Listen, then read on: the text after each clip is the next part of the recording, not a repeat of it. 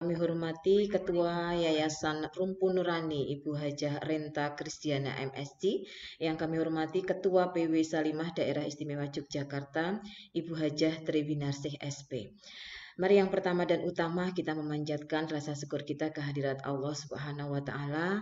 Alhamdulillah pada pagi hari ini kita diberikan nikmat sehat, nikmat kesempatan sehingga bisa bersama-sama di sini kita mengikuti acara pelatihan peningkatan kapasitas relawan kesehatan lansia atas kerjasama Salimah Daerah Istimewa Yogyakarta dan Yayasan Rumpun Nurani.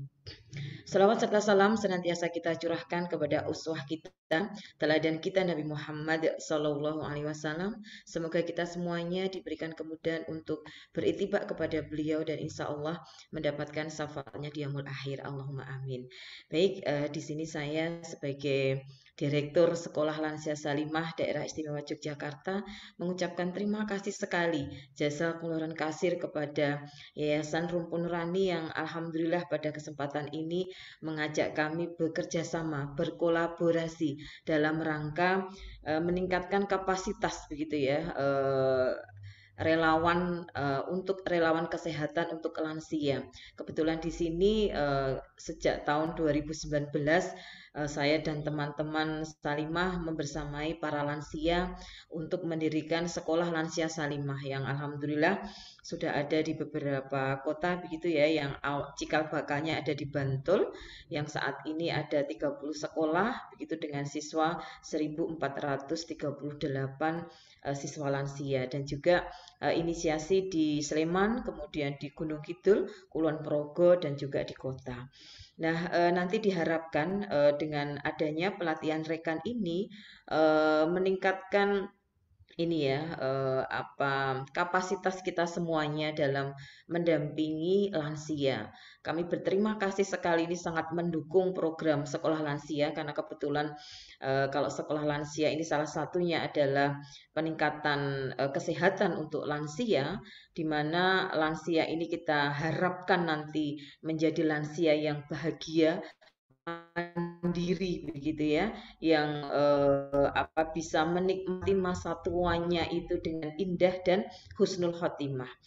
Nah, semoga nanti dengan pelatihan ini membawa kemanfaatan dan keberkahan untuk kita semuanya dan bisa bersama-sama nanti terus bersinergi dan berkolaborasi untuk meningkatkan kesehatan begitu ya, keberdayaan untuk para lansia di daerah istimewa Yogyakarta. Kita tahu bahwa lansia di Yogyakarta ini tertinggi se-Indonesia begitu ya, yang sampai saat ini mencapai 15,75% gitu ya dari total penduduk 3.668 sekian. Nah, selama pandemi ini tentunya kasus morbiditas pada lansia itu meningkat gitu, dan angka kematian akibat COVID juga meningkat. Nanti diharapkan dengan adanya pelatihan rekan ini gitu ya, membuat para lansia ini semakin sehat dan tidak perlu datang vaskes, bisa mandiri begitu ya dengan dibantu para relawan. Mbok Bilih mekaten dari saya, sekali lagi terima kasih, matur nuwun, semoga barokah khususnya untuk Yayasan Rumpun Nurani dan juga untuk Salimah Daerah Istimewa Yogyakarta dan semua peserta gitu ya, sebagai relawan kesehatan. Mari kita optimalkan pelatihan ini, kita ikuti dari awal hingga akhir dan nanti kita praktek begitu ya. Nanti semua relawan bisa melakukan tensi, bisa mengukur gula darah, bisa mengukur kolesterol, bisa mengukur asam urat dan berat badan. Kalau berat badan semua insya Allah bisa ya. Nah, ini nanti kita praktekkan begitu. Sugeng rawuh Dokter Probo. Jadi, Masya Allah. Alhamdulillah pinanggih malih Dokter Probo. Matur nuwun. Pasti ya. Nanti kita akan mendengarkan dari beliau, dari pakarnya begitu ya, Bapak Dr. Probo Suseno, SPPD Kager Finasim, SEMM. Saya hafal loh, Dok. Yang panjang sekali ini, Masya Allah begitu ya. Nanti kita ikuti begitu ya motivasi beliau bagaimana tentang kegawat daruratan pada lansia. Nah, ini Masya Allah, ini ilmu yang sangat penting banget kita ketahui dan kita sharingkan kepada para lansia binaan kita. Makatan dari saya, banyak salam mohon maaf, selamat mengikuti pelatihan relawan kesehatan untuk lansia. Niatkan gitu ya bahwa kita menjadi para relawan yang nanti diberikan kemudahan, keberkahan untuk membersamai lansia dan betul-betul memberikan kemanfaatan. Assalamualaikum warahmatullahi wabarakatuh. Assalamualaikum warahmatullahi wabarakatuh. Waalaikumsalam warahmatullahi wabarakatuh. Acara selanjutnya yaitu sambutan dari Ketua Yayasan Rumpun Nurani pada Ibu Renta, sekaligus pembukaan rangkaian acara pelatihan relawan kesehatan rekan lansia kepada Ibu Renta Krisdiana, MSc. Waktu dan tempat dipersilakan. Baik, terima kasih banyak Mbak Zainab. Assalamualaikum warahmatullahi wabarakatuh. Alhamdulillah, alhamdulillahirabbil alamin. Segala puji bagi Allah yang telah mempertemukan kita di pagi yang penuh berkah ini. Salawat dan salam kita sampaikan pada Rasulullah SAW sebagai suri tauladan kita semua. Ini suatu kehormatan bagi kami. Selamat datang Bapak Ibu semua yang luar biasa. Pagi ini dan juga beberapa pertemuan berikutnya nanti akan kita manfaatkan untuk saling belajar bersama, ya, bekerja sama begitu ya, untuk memberikan pelayanan pemantauan kesehatan kepada lansia, kelompok yang sangat berjasa dalam kehidupan kita. Terima kasih banyak ini kepada Pak Dr. Probo Susena yang sudah bisa dan bersedia bersamai proses inisiasi awal relawan kesehatan ini, Pak. Dan juga tentunya Bu Sasti yang tadi sangat menginspirasi begitu. Juga Bu Retna sebagai inisiator dari program ini, dan juga semua teman-teman dari Rumpun Nurani, dan tentunya Mbak Mas dari fasilitator rekan ya, ada 4 orang dokter dan perawat juga yang nanti akan mendampingi ibu-ibu rekan, dan spesial tentunya pada ibu-ibu relawan kesehatan yang memang sudah dengan semangat begitu ya hadir dan juga bersedia untuk mendaftar begitu, bahwa kita akan memproses dan belajar bersama-sama untuk kebaikan ataupun pemantauan kesehatan lansia. Alhamdulillah saya sebagai ketua yayasan, ya ini amanahnya Mas di Ketua Yayasan Rumpun Nurani, merasa bersyukur lahir program relawan kesehatan ini, karena memang ini merupakan kelanjutan dari upaya kami di awal pandemi kemarin dengan Peduli Corona yang memang memfokuskan kepada lansia dan juga tenaga kesehatan serta street vendor, pedagang begitu ya, untuk bagaimana 3 kelompok yang kita anggap sebagai the most risk, yang paling beresiko, maupun the most vulnerable, yang paling rentan, ini bisa terbantu begitu ya, bisa terjaga begitu ke well-being-nya agar tidak terlalu berat ketika melewati dan menghadapi pandemi yang kita masih belum tahu akhirnya kapan. Dan ini kemudian bersambut dengan funding dari Solidarity Grant yang diberikan oleh Atlantic Institute dari Oxford, Inggris, yang memang secara khusus memberikan funding pada negara-negara untuk membantu kelompok-kelompok endangered community, kelompok-kelompok yang mengalami dampaknya paling buruk begitu ya dengan adanya pandemi. Nah, inisiasi ini mungkin menjadi karya kita bersama ya ibu-ibu ya, menjadi sebuah kerja bersama yang mendapat apresiasi dari banyak pihak, bahkan dari Dinas Kesehatan sendiri, dari para dokter, dan juga senior-senior di dokter di Jogja itu juga menyatakan bahwa ini program yang sangat dibutuhkan saat ini. Dan beruntung ketika kita berpikir dalam kerangka pandemi, ternyata ada yang bisa kita lanjutkan. Semoga ini menjadi program yang sustainable, berkelanjutan jangka panjang, dan bisa akan berdampak ke lebih banyak lagi relawan kesehatan dan lebih banyak lagi lansia.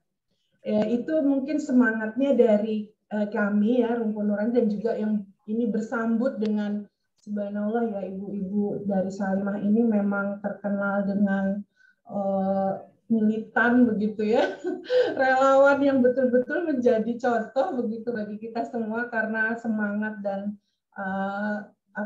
dedikasi dan komitmen yang kuat gitu untuk pelayanan kepada umat. Insya Allah ini program akan berlangsung sampai dengan akhir Desember begitu ya. Ada pertemuan yang hari ini, kemudian besok. Semoga ibu-ibu bisa hadir semua juga. Kemudian akan ada pertemuan offline yang akan kita latihan menggunakan alat-alat tes kesehatannya di tanggal 4 dan 5 Desember. Dan di akhirnya nanti penutup akan ada FGD. Dan yang terpenting juga sebetulnya nanti akan ada upaya home visit dari ibu-ibu ke rekan-rekan di sekitar rumah, yang ini bukan sekedar datang, ini silaturahmi begitu ya Bu ya, silaturahmi sekalian memberikan sentuhan kasih dan sayang begitu, kemudian mengecek kesehatan itu satu hal, tapi sebenarnya kepedulian dan tanda perhatian kita itu yang paling utama begitu. Dan mudah-mudahan vibrasi ini bisa dirasakan oleh ibu-ibu dan bapak-bapak lansia yang nanti akan mendapat kunjungan dari dari ibu-ibu semua. Begitu mungkin, dan kami mungkin akan berharap masukan dan saran juga aktif juga di grup WA yang kita bisa saling berdiskusi begitu untuk keberhasilan dan kemajuan program ini. Baik, untuk tidak memperpanjang waktu karena ini sudah 9:30 ya. Sekaligus ini untuk membuka acara dan kita membacakan basmalah bersama-sama. Bismillahirrahmanirrahim. Semoga Allah memudahkan, meridhoi langkah ini dan menjadi tabungan kita untuk pulang kembali kepadanya. Begitu Mbak Zainab, saya kembalikan. Terima kasih banyak ibu-ibu semua kehadirannya, juga ada Mas Ketijan dari Bantul dan teman-teman lainnya ya yang tidak bisa disebutkan satu persatu. Dari dalam hati saya mengucapkan terima kasih sekali, sampai ketemu lagi. Assalamualaikum warahmatullahi wabarakatuh. Waalaikumsalam warahmatullahi wabarakatuh. Terima kasih atas sambutannya Ibu Ketua Yayasan Rumpun Nurani, Ibu Renta Kristiana MSC. Selanjutnya, mungkin sekian pembukaan rangkaian acara pelatihan relawan kesehatan rekan lansia pada hari ini. Semoga kedepannya rangkaian acara ini dapat berjalan dengan lancar dan tanpa ada halangan yang berarti. Akhir kata, wabillahi taufiq wal hidayah, waridho wal inayah. Wassalamualaikum warahmatullahi wabarakatuh. Kepada tamu undangan yang telah mengikuti pembukaan acara pelatihan relawan kesehatan atau rekan lansia 1 dengan tema memahami tanda bahaya pada lansia, saya ucapkan terima kasih yang sebesar-besarnya. Kemudian kami persilakan kepada tamu undangan apabila memiliki agenda lain untuk meninggalkan ruang Zoom meeting ini. Namun untuk para peserta pelatihan relawan kesehatan atau rekan lansia 1 dan juga pemaparan materi tentang memahami tanda bahaya pada lansia, mohon untuk menetap dalam ruang Zoom meeting ini. Ya, hadirin yang berbahagia, setelah rangkaian pembukaan tadi, mari kita memasuki agenda inti kita, yaitu pelatihan relawan kesehatan atau rekan lansia 1 dan juga pemaparan materi tentang memahami tanda bahaya pada lansia oleh narasumber kita Dr. Probo Suseno, spesialis penyakit dalam, konsultan geriatri, Finasim, SEMM, dengan bacaan Al-Basmalah. Bismillahirrahmanirrahim. Ya, seperti yang kita ketahui, seseorang dikatakan lansia apabila berusia 60 tahun atau lebih. Nah, pada usia di atas 60 tahun tersebut, ada perubahan-perubahan yang akan terjadi pada tubuh kita. Mulai dari perubahan fisik seperti pendengaran, penglihatan, kulit, kemudian juga perubahan psikososial seperti rasa cemas, kesepian, lupa, dan lain-lain. Nah, dari berbagai perubahan tersebut, apa sih tanda-tanda bahaya yang perlu kita pahami dan kita waspadai? Hari ini kita akan menemukan jawabannya dari narasumber kita, Dr. Probo Suseno, spesialis penyakit dalam, konsultan geriatri, Finasim, SEMM. Namun sebelumnya kita akan melakukan sesi pretest terlebih dahulu. Ya, monggo persiapan bagi peserta pelatihan. Link untuk pretestnya boleh di-share untuk panitia yang bertugas di forum chat. Mungkin 5 menit cukup ya, ibu-ibu sekalian.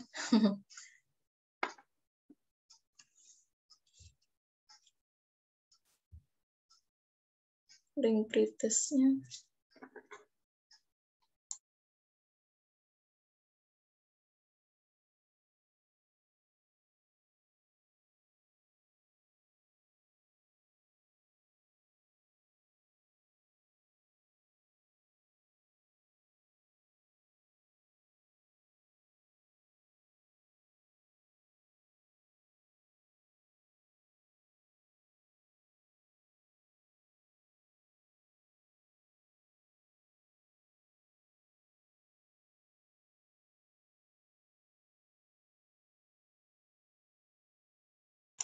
Diisi sebisanya, apa Ibu-ibu.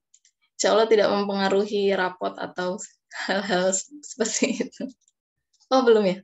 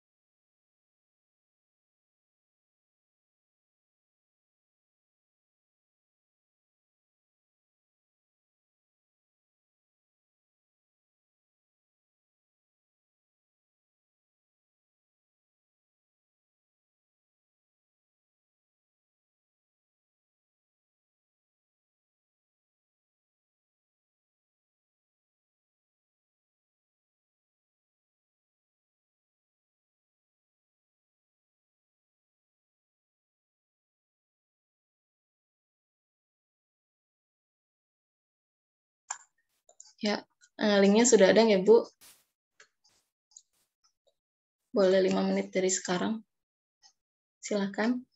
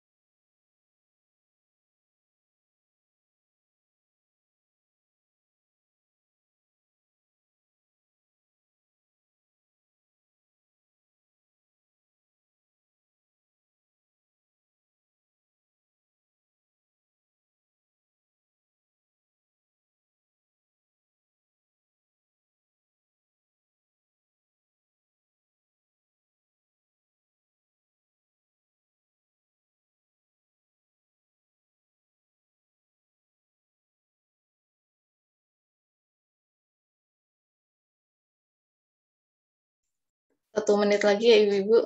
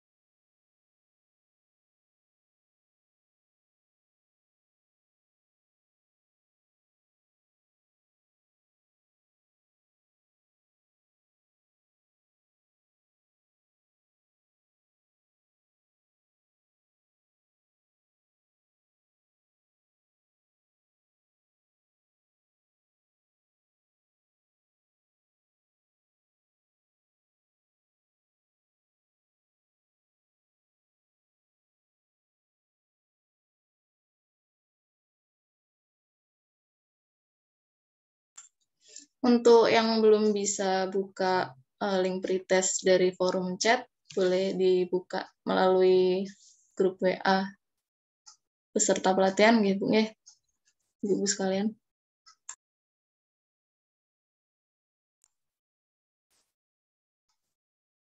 Ya, sudah 5 menit. Sudah semua Ibu-Ibu para peserta pelatihan? Sudah. Baik, kita lanjutkan ke agenda selanjutnya, yaitu pemaparan materi mengenai memahami tanda bahaya pada lansia atau mengenal kegawat daruratan pada lansia. Nah, agar lebih mengenal narasumber kita kali ini, yaitu Dr. Prabowo Suseno, spesialis penyakit dalam konsultan geriatri, Finasim SEMM. Beliau lahir pada tanggal 22 Maret 1962. Kemudian pekerjaan saat ini di RS. Beliau merupakan dosen dari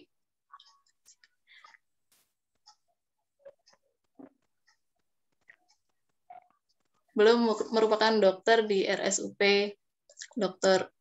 Sarjito, hingga sekarang menjadi kepala klinik geriatri.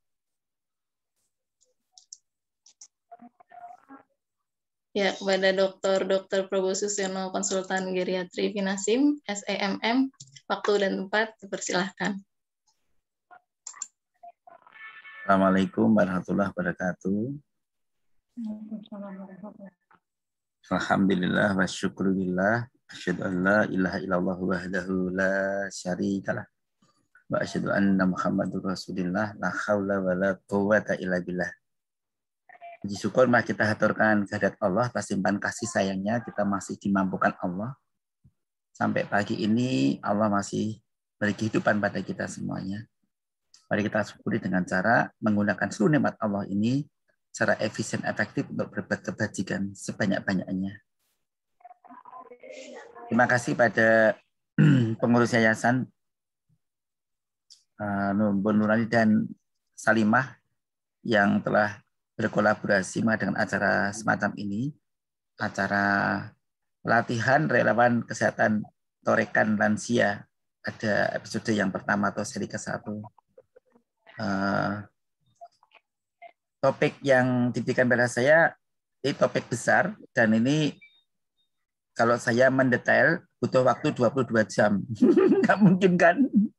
Jadi karena satu topik itu bisa diuraikan mau ke dalam berapa ya.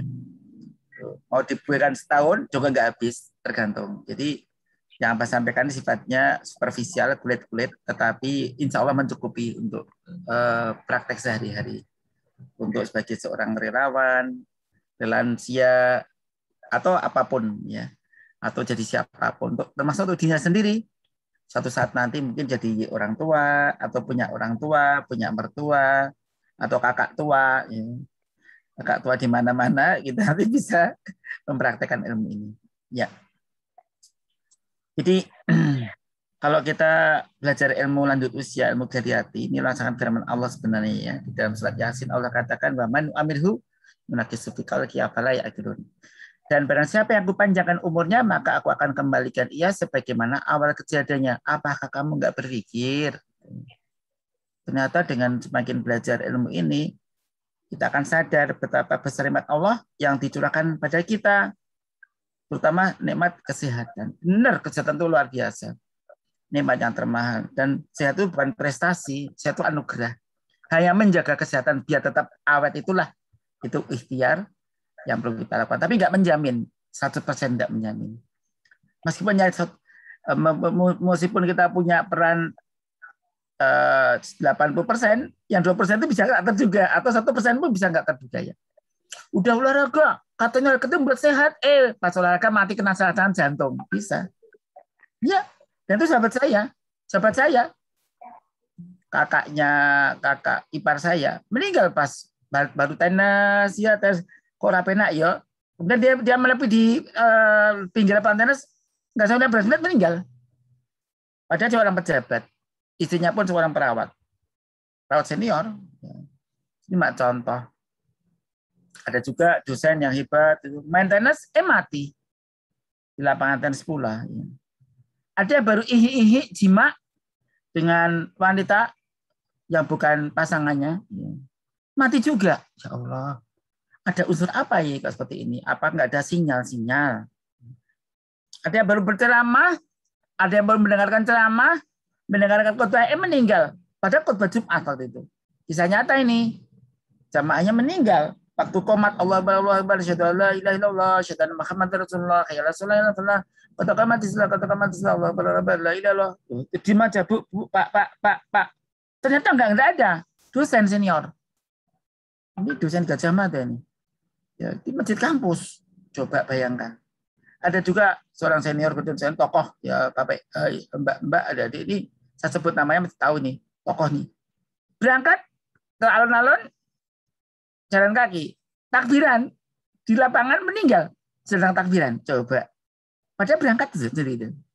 Nah, ini mak contoh sebenarnya ada. Apakah nggak ada sinyal sih? Ya, sebenarnya sinyal itu ada. Allah tuh memberikan sinyal-sinyal, cuma kadang-kadang kita tanggap atau nggak tanggapnya. Tidak semua ada sinyalnya, tapi banyak yang ada sinyalnya. Nah, saya akan kembali pada hakikat hidup kita ini. Setiap manusia yang normal pasti punya cita-cita dengan akal yang Allah berikan padanya, yang dititipkan padanya, kepandaian yang diberikan padanya. Orang akan berpikir, apa sih cita-citamu? Terus jawab sendiri, cita-citaku banyak kok. Tapi minimal ya pokoknya saya bisa bekerja. Oh, bekerja. Sudah kerja? Kerja tapi cukup. Oh, pakai cukup. Ya. Kerja mau apa? Ya punya pasangan hidup. Oh iya. Terus punya apa? Pengen punya anak. Terus bagaimana? Ya pengen anaknya terus besar. Ada namanya Zainab. Namanya anakku nih ya. Anak dari pisanku ya. Anak adik kelasku. Ya. Jadi ya Allah, pengen anaknya pintar-pintar, dokter-dokter, ya Allah, atau jadi sarjana hukum, sarjana pendidikan, sarjana psikologi, di pengusaha. Jadi apapun lah pokoknya, yang penting soleh dan atau solehah. Ya Allah, anak menyenangkan juga mata dan hati, pemimpin orang bertakwa. Terus pengen apa? Kan tua. Terus bagaimana? Ya pengen masuk surga. Sebelum masuk surga bagaimana? Mati dulu. Matinya bagaimana? Nah, matinya baik, mudah, enak, murah. Baik, mudah, enak, murah. Baik, husnul khatimah. Mudah, murah. Kalau bisa nggak opname. Kalau opname jangan lama-lama. Itu kan keinginan kita. Apakah semua dikabulkan Allah? Nggak tahu. Kita yang berikhtiar, Allah yang menentukan hasil atau tidak. Nah, sahabat-sahabat yang saya sayangi, manusia yang normal pasti punya keinginan bersenang-senang selama mungkin. Menyenangkan sekitarnya selama mungkin, seluas mungkin. Dan surga Allah selama hidupnya. Tetapi apakah semua orang bisa mendapatkan ketiga-tiganya ini? Aku senang dimanapun, kapanpun. Aku menyenangkan siapapun, dimanapun, kapanpun. Allah senang padaku, dimanapun, kapanpun. Ya, karena dengan perjalanan waktu manusia ini, dengan namanya proses benua atau aging proses. Dengan proses benua, ada kelemahan-kelemahan organ-organ tubuhnya, dari puncak kepala sampai ujung kaki. Otaknya, rambutnya, kulitnya, hidungnya, pencecapnya, pencernakannya, paru-parunya, alat kelaminnya, ususnya, gerak sendi-sendinya. Dan akhirnya kalau ada keterbatasan dan menjadi cacat atau disabilitas, akhirnya terhambat. Mungkin fisiknya terhambat, tapi pikirannya tetap nggak terhambat. Bersyukur tuh. Dan akhirnya meninggal dunia. Ada yang urut, ada yang melompat dari sini langsung sini tidak bisa. Nah, orang yang tua ini selain karena proses tua, bisa juga karena proses penyakit yang disandanya sejak muda dulu. Mungkin sejak muda udah punya bawaan asma. Ya, yang enak tuh namanya asma tapi nggak sakit asma ya. Ya, asma. Ikut ya. Ya, tadi ada nanya aja tadi. Ya, namanya asma tapi nggak punya sakit asma, keren kan? Nah, ya ada orang namanya siapapun kok punya bawaan asma, bapak ibunya tensi tinggi, alergi udang, alergi tape, ya Allah, kadang-kadang nurun ini. Nah ini terbawa sampai tua nih. Ada yang munculnya dewasa, kemudian terbawa sampai tua. Waktu muda sehat, waktu masih anak mau sehat, begitu usia dewasa mulai hipertensi. Dan terus sampai tua hipertensi itu. Kadang-kadang punya komplikasi apakah di matanya namanya retinopati hipertensi, di saraf telinganya, di ginjalnya, di otaknya dan seterusnya. Lalu gabungan antara proses menular dan proses penyakit, jadinya double burden ya.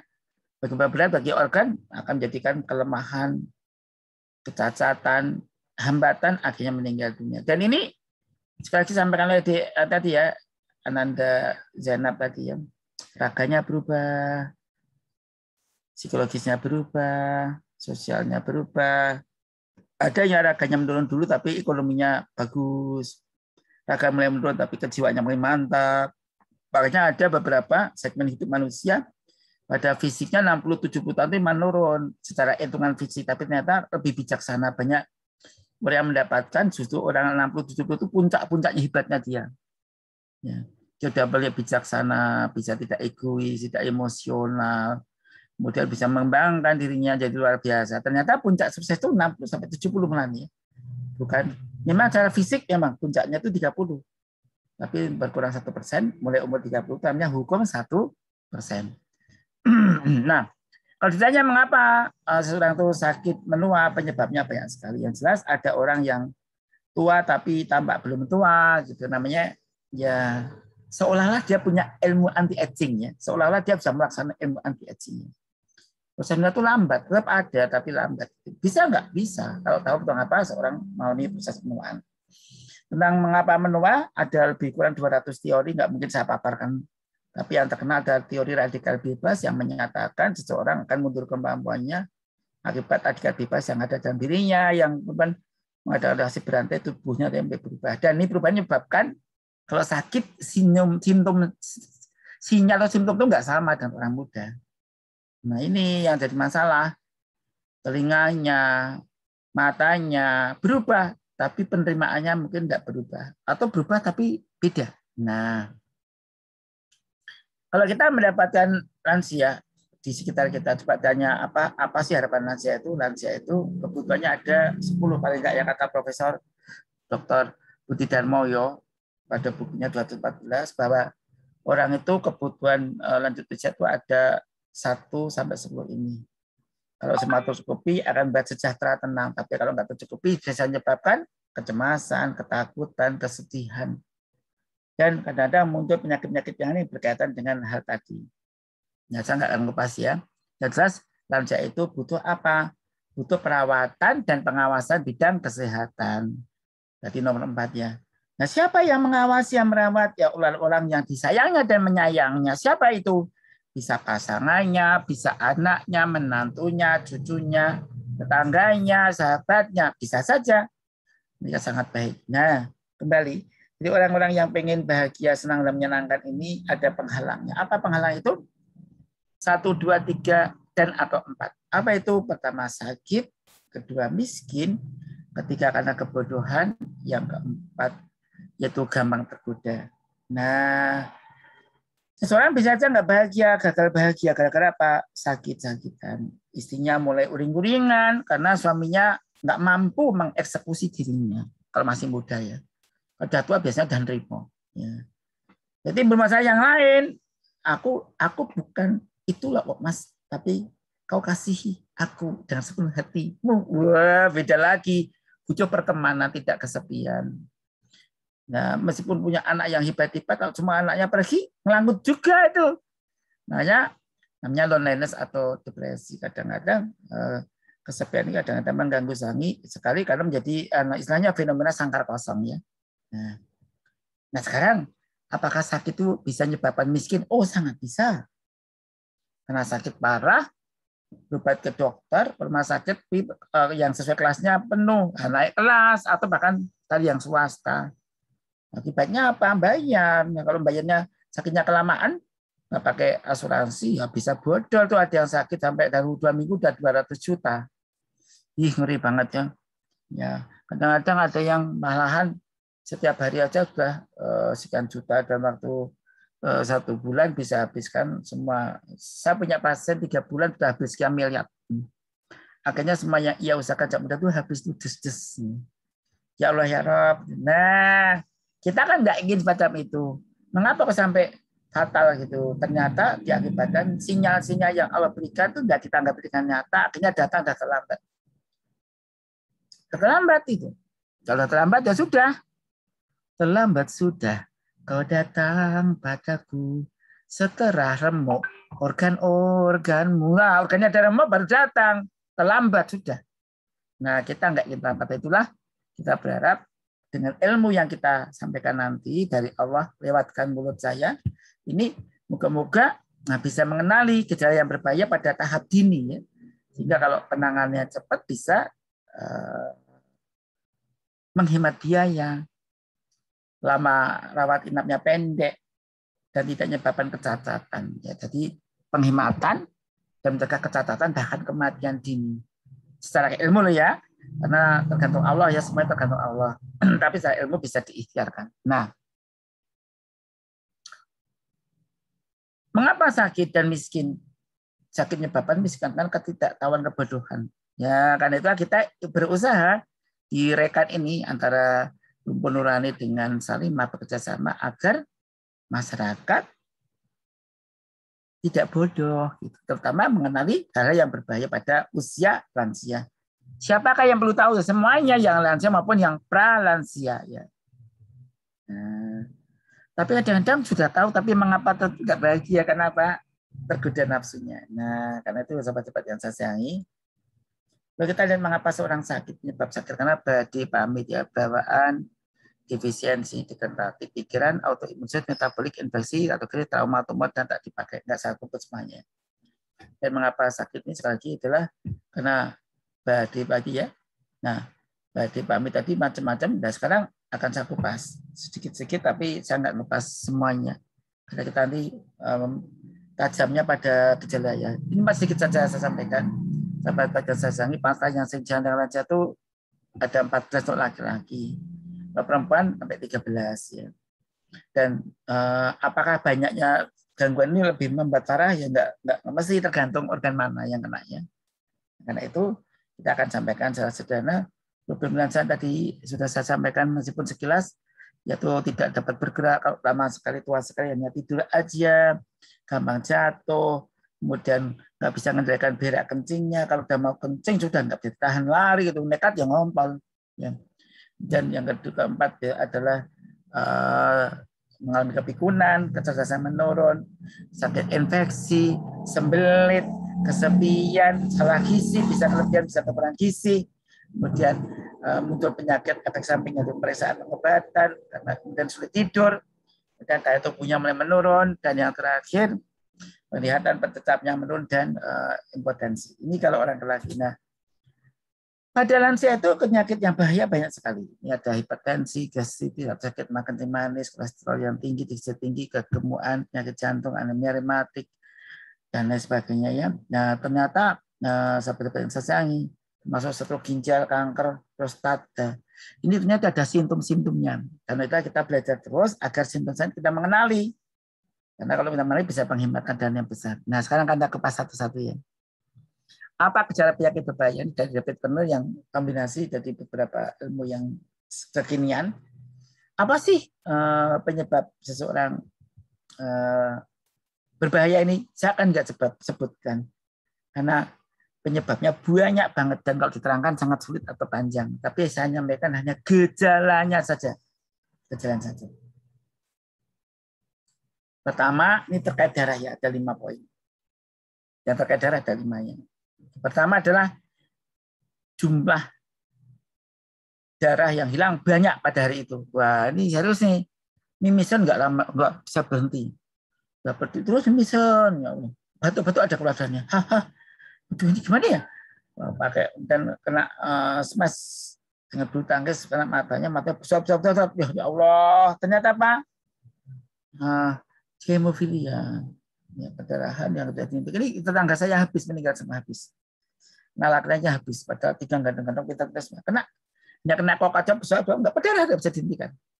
Nah, waktu itu belum ada transfusi yang bagus untuk menghentikan faktor yang ada dalam orang-orang sehat, tidak seperti orang kena penyakit tadi yang saya sampaikan. Nah, sahabat-sahabat yang saya sayangi, nah sekarang jumlah darah banyak dari manapun itu bisa misalnya keluar jumlah darah dari menstruasi, berbahaya itu. Ada yang keluar darah dari gusi berdarah, ternyata apa dikira penyakit biasa, ternyata apa leukemia. Nah, ya Allah. Thalassemia, ya Allah, hemofilia, ya Allah, kalian darah semua ini. Jumlah darah manapun, kalau jumlahnya banyak, jatuh kemudian kecelakaan lalu lintas, darahnya banyak banget, itu serius, harus segera mendapatkan penanganan terbaik. Kalau ketemu satu dari lebih dari 20 gejala ini, langsung ke rumah sakit aja. Langsung ke rumah sakit, jangan buang waktu. Nah, gitu ya. Jadi kalau jumlah banyak dari manapun, mimisen, keperang, terus, yang hati-hati nih, ya. Dan yang kedua, batuk darah. Batuk darah itu kondisi yang serius ya. Darah. Darahnya merah muda. Jadi stasi. Darah muda, darahnya pada remaja. Ya Allah, batuk darah, batuk ada dadanya segar, merah segar. Kalau muntah darah itu hitam. Ini darah merah segar. Ada munduknya. Nah, kalau yang ini beda penanganannya dong. Ya beda. Apakah berkaitan dengan sesuatu? Bisa iya, bisa tidak. Batuk darah. Ternyata ada TBC paru-paru. Bisa saja. Pneumonia. Bisa aja. Udem paru. Bisa. Bedanya adalah batuk ada darahnya. Meskipun sedikit, paling pas pada ya. Apalagi banyak. Wek itu tahu meninggal dunia. Ternyata udah 3 liter habis. Ini saya penanganan tahun 97. Sudah saya bikin surat pulang mendadak kok. Muntah darah meninggal dunianya ada waktu sampai 2 jam. Nah, ini contoh saja. Dan sahabat yang saya sayangi, batuk darah berbahaya. Bisa karena TBC, bisa karena AIDS, bisa karena jamur paru, bisa karena dan jantungnya. Batuk darah berbahaya. Pokoknya lah ada batuk darahnya bahaya. Jumlah darah tidak batuk tapi mimisan banyak bahaya ya. Yang lama itu bahaya. Nanti dibuktikan sampai tidak bahaya. Daripada nggak apa-apa, tahu-tahu kena serangan jantung, sayang kan? Dan yang ketiga, kencing darah. Itu kencing campur darah. Dari mana darahnya? Ya dari saluran kencing, bisa dari ginjal, bisa dari ureter, bisa dari kencing, bisa dari uretra ya. Nah, jadi darah ini bisa merupakan produk lokal sakitnya. Ya. Misalnya kencing darah akibat orang maaf ya nakal jajan perempuan ya kena itu bukan kencing darah tapi kencing nanah tapi memang kadang-kadang disamburkan ya. Nah, sahabat-sahabat saya sayangi jadi batuk berbahaya saya bisa TBC bisa jamur bisa kena jantung yang mana kita nggak tahu nanti cek dulu jadi kalau ketemu ini langsung aja ke rumah sakit ya. Nanti dokter akan bantu tidak telepon juga nggak bantu ya semua akan bantu banyak pihak akan bantu. Udah yang keempat, muntah darah. Muntah darah itu tapi dari lambungnya. Kalau batuk darah itu batuk warnanya beda. Kalau muntah darah itu bersama dengan makanan ya. Bisa ada makanan warnanya hitam, merah hitam. Kalau batuk darah sudah karena dari paru-paru. Yang tersering ya, tersering. Nah, muntah darah ini banyak sekali macamnya. Sebabnya itu apa? Bisa karena sakit liver, bisa karena sakit lambung yang parah, akibat dapat anti nyeri, benar lambungnya nggak kuat jebol. Ini sebenarnya ada isi senior, setiap dia nyeri pakai obat anti nyeri, sampai nggak nyeri tahu dan meninggal dunia. Ternyata luka di lambungnya, serius. Ya Allah. Jadi hati-hati ya. Muntah darah adalah satu tanda-tanda yang serius. Kalau batuk darah, batuk, ya kalau nggak terasa, kadang keluar banyak itu enak bagi dia yang sakit, tapi yang lihat stres no. Nah ini tempat contoh saja sahabat-sahabat yang disayangi, muntah darah. Muntah darah sebenarnya baik sekali ya. Bisa karena kelainan jantung, kelainan paru-paru, dan masih banyak lainnya. Dan yang kelima yaitu berak darah. Ya, berak ada sempurna darahnya. Darahnya di bagian akhir tengah apa awal? Ya semuanya. Kalau hanya akhir berarti dia normal. Kemudian awal waktu menembus lubang di darah itu, kemudian keluar muntah darah itu jadi masalah yang secara khusus ya. Yang muntah darah dimanapun lokasinya ya. Muntah darah bisa di lambung, bisa di esofagus ya, kerongkongannya. Nah, yang penting kalau ada muntah darah langsung ke rumah sakit, nanti dilacak apakah di ronsen, cek macam-macam itu nanti. Kalau di rumah kita yang penting ngirim itu udah bagus ya. Jadi kalau kita mau mengetahui kelemahan kita selesaikan dengan cara mengakui saran orang lain yang punya kelebihan itu memperbaiki kelemahan kita, sehingga kalau ada sesuatu tuh kita nggak tahu jadi tahu gitu. Jadi sahabat yang saya sayangi, muntah darah ini kondisi yang berbahaya. Sakit liver ada penyebab yang tersering ya, hepatitis, sirosis hati ya. Paling sering karena sirosis hati ya, muntah darah. Pak, ada yang kena penyakit paru. Kalau paru ini batuk darah. Kalau muntah darah itu bersama dengan saluran matanya. Bisa nggak karena sakit lambung? Bisa. Akibat obat-obatan sangat sering malah gitu. Obat penghilang nyeri itu termasuk yang paling berbahaya. Yang sahabat-sahabat yang saya sayangi ini muntah darah. Kemudian yang terakhir ada berak darah. Wah, berak darah ini banyak sekali penyebabnya. Bisa karena ambeien, bisa karena kanker atau tumor di bagian mana, di bagian rektum atau kolon ya, yang ujung ya, kolon sigmoid. Nah, sehingga tahuan ini berak darah kenapa? Bisa karena amoeba, bisa karena yang lainnya. Kalau obat itu bisa dicek. Saya punya pasien barusan. Nah, dia itu berak darah kesakitan, tenis sampai nyempling. Ternyata apa cek metode inaba histolytica.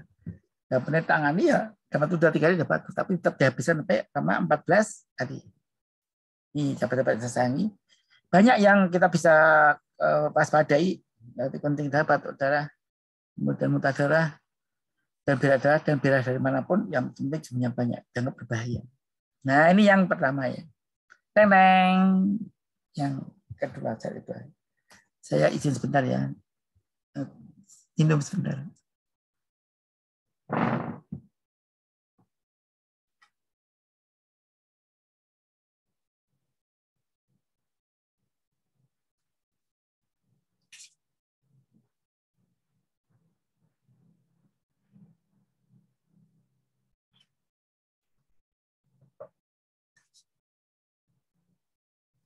Nah, kita lanjutkan ya. Yang kedua. Seseorang bisa saja terjadi hal yang berbahaya yang ke-6. Jadi berkaitan darah ada berapa? 5 ya. Jadi batuk darah, muntah darah, kencing darah, hilang darah dari manapun lokasinya bisa. Kalau dihitung tuh leukemia, gusi ya, leukemia.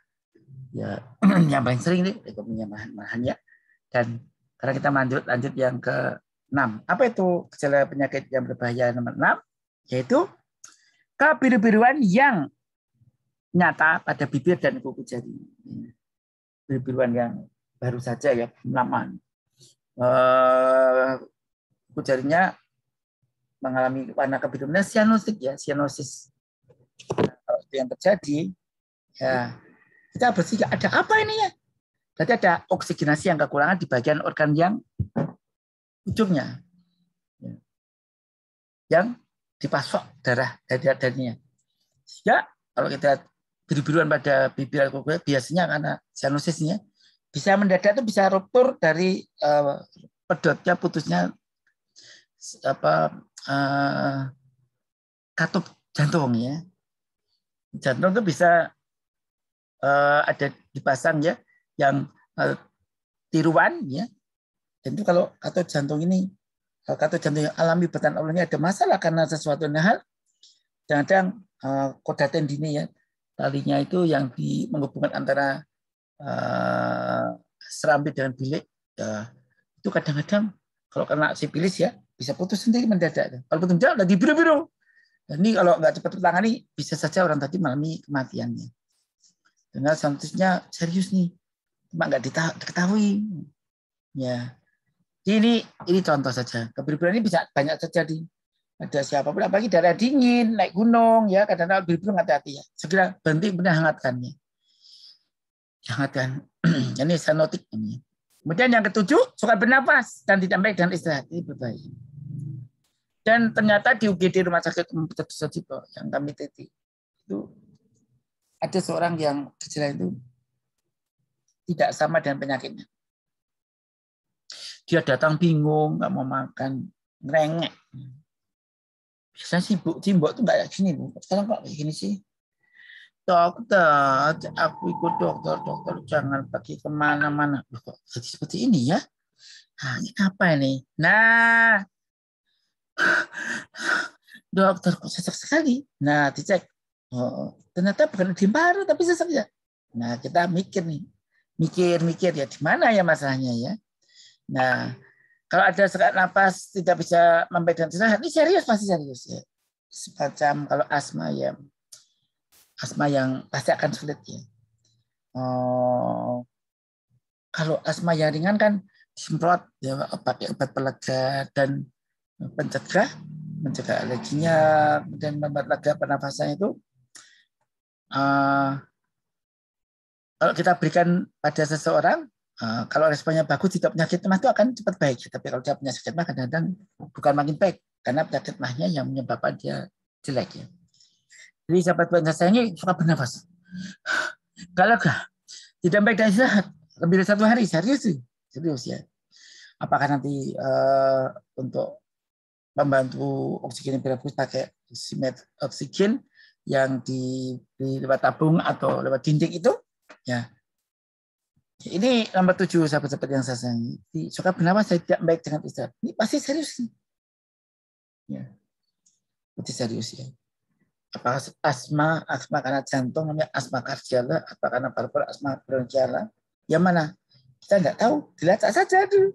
Nanti dicek, kita tahu, oh bapak ibu, yang sakitnya ini, biasanya gini, ada yang mau ditanyakan. Nah data ini kesanggungnya kami ya. Jadi orang yang memberikan layanan namanya caregiver itu tahu persis masalahnya. Kalau ada orang dengan sukar bernafas, tidak baik dan sehat, serius. Nah, sahabat-sahabat yang saya sayang, kita lanjutkan ya. Lanjutan yang ke-8. Apa sih tanda-tanda gejala berbahaya? Yaitu koma. Oh, kenapa koma? Apa sudahnya titiknya? Kalau koma dibiarkan bisa jadi titik ya. Selesai gitu ya. Tapi juga yang tetap hidup tapi dengan kecacatan atau kelemahan bagian tubuhnya. Nah, kalau koma tadi tetap penanganan ya, koma tadi 2 yang reversible dan irreversible. Penanganan cepat atau penanganan sulit. Ya sulit itu biasanya karena banyak hal ya. Contoh yang cepat itu bisa karena paru-paru ada infeksi atau saluran kencing ada infeksinya, pneumonia atau infeksi. Itu paling sering menyebabkan kita mengalami kebingungan. Bahkan kadang-kadang koma-koma itu bisa karena penyebaran bakteri namanya sepsis.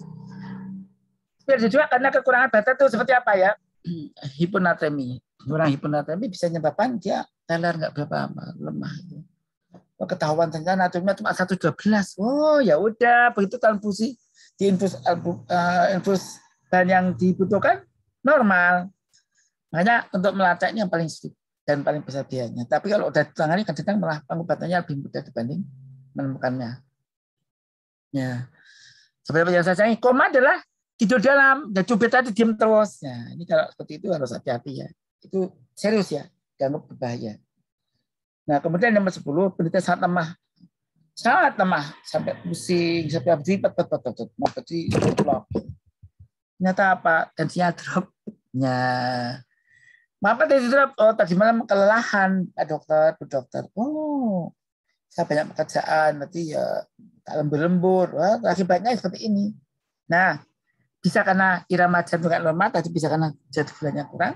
Ini yang kedua ada irama jantung yang normal. Irama jantung yang normal ini bisa deteksi. Yang sederhana, pakai stetoskop terlatih dengan megang urut nadinya, padahal kita sudah tahu nih, oh sakitnya apa.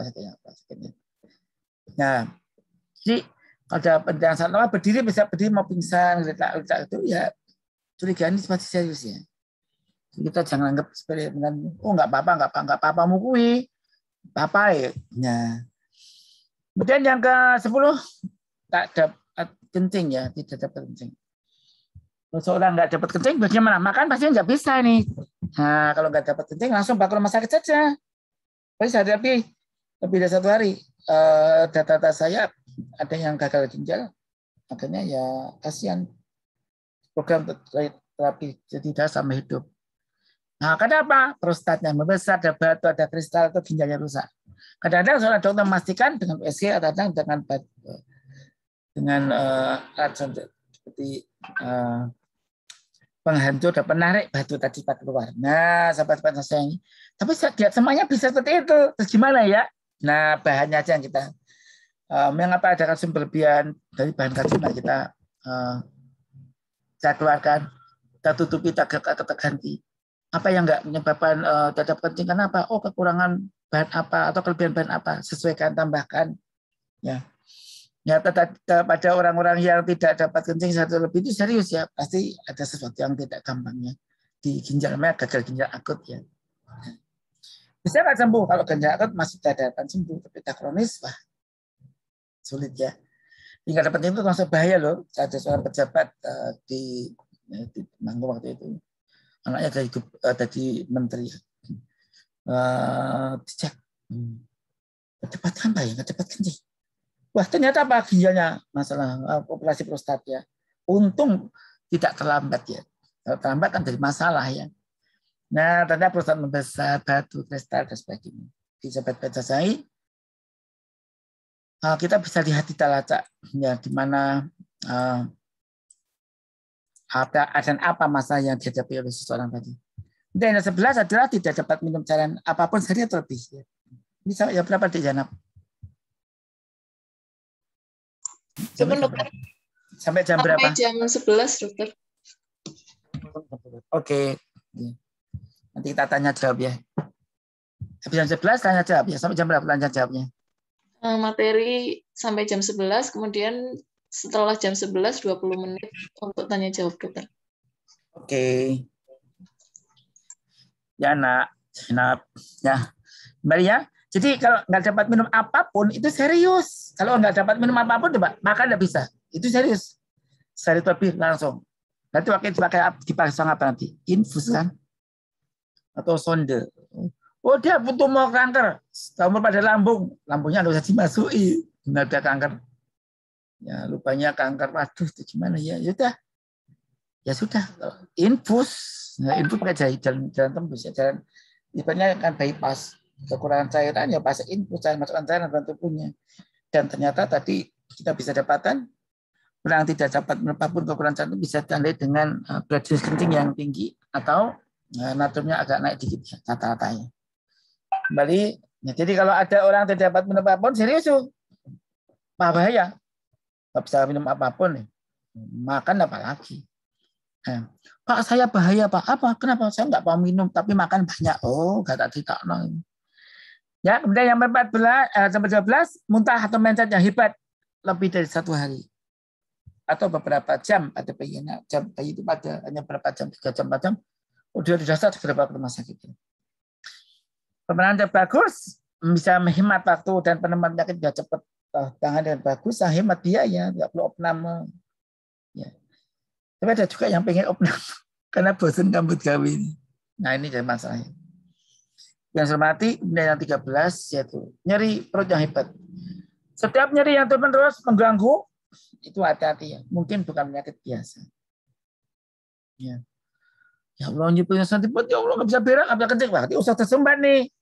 Elius obstruksi bisa saja terjadi. Mual muntah yang dahsyat ya. Selang kencingnya ya Allah dicek kadang-kadang bentuknya masih bagus. Ternyata ginjal yang bermasalah di sana, jauh di dalam perutnya. Wah, ada batu, ada kristal. Ya Allah, hampir rusak ini. Gimana ini dulu? Nah, dan sahabat-sahabat yang saya sayangi, supaya kita nggak alami semacam itu, maka kita hendaknya mengantisipasi dengan apa ya, cara hidup yang benar. Nanti akan salah. Kalau cukup nanti kita sampaikan, enggak ya nggak apa-apa ya. Dan yang nomor 14, yaitu setiap nyeri hebat terus-menerus dan berlangsung lebih dari 3 hari. Ini serius ya. Ya, kalau sampai nyeri perut hebat, kruk, berarti ada ususnya ini. Ya, ada ususnya nih. Berarti ya ini dokter atau perawat. Oh, ya dokter perawat bisa mendeteksi ini. Ususnya nggak beres ini. Nah, nyeri hebat. Karena perutnya dibesar, namanya elis obstruksi ya. Bisa karena perlengketan, bisa karena konvulus atau karena muntir, ada juga karena kecirit ya. Kecirit kan satu tertindih satu dan hal. Nah, itu bisa kolik ya, sakitnya luar biasa. Ya, jadi ini sahabat yang saya sayangi, setiap nyeri hebat dimanapun lokasinya, apalagi di perut itu berbahaya sekali. Kalau di tulang, oh lebih dari 3 hari, panas. Nyeri terus, ya hati-hati ya. Beberapa waktu lalu saya punya pasien ternyata kanker tulang, namanya osteosarkoma. Kanker tulang ini bisa dilihat umur berapa yang terbanyak ya. Kalau sudah usia 20 lebih jarang ya. Di antara 800 masih berbahaya. Bisa nyeri hebatnya karena tulangnya membuat gambar seperti apa ya, matahari, gambar matahari. Nah ini teman-teman yang saya sayangi, setiap nyeri apapun lebih dari 3 hari itu berbahaya. Ya. Nanti dipastikan apa karena infeksi bakteri, infeksi jamur, infeksi parasit, atau bukan infeksi yang ditukarkan data itu dengan cara yang lain, makanan bisa saja. Ya. Jadi ini sahabat-sahabat yang sayangi, ini perlu hebat. Kemudian setiap nyeri ini kalau lebih dari 3 hari yang sepsis. Dan yang ke-15, mengapa seorang nyeri hebat? Dan nyeri hebatnya berbeda tidak bisa lihat ini. Apakah ada kuku kuduk cengalnya nggak bisa ditekuk? Kalau iya, nah ini bisa serius ya. Mungkin hanya kelelahan ketegangan. Tapi nggak mustahil ada lebih serius dari itu.